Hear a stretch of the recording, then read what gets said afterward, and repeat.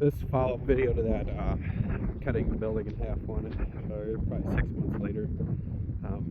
Obviously haven't gotten it all completed yet. Just get busy farming, you don't get everything done. But yeah, it is stitched together, braced up a lot better than it was previously.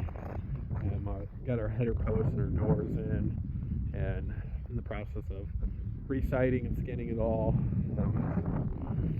But it's going pretty slow, honestly, when we got other stuff to do. It's just a bit of a slow process. But we put a new roof on it.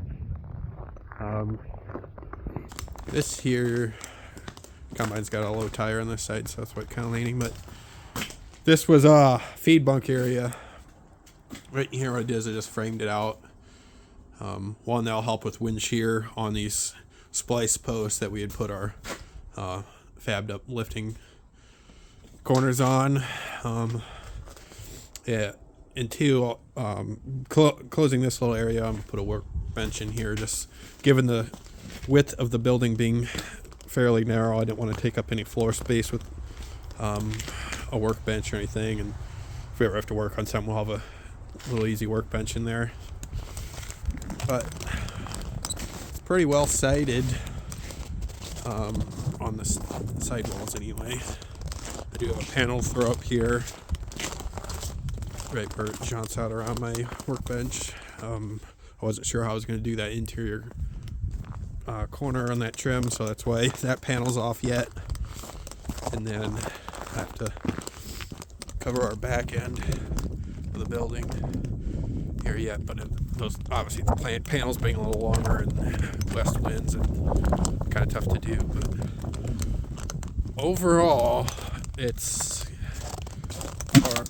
getting closer to being done. Stinking wind blew my ladder over, but yeah, and you'll notice there is a bit of a gap there. That's simply because of where the addition splices onto the existing building structure that was already there.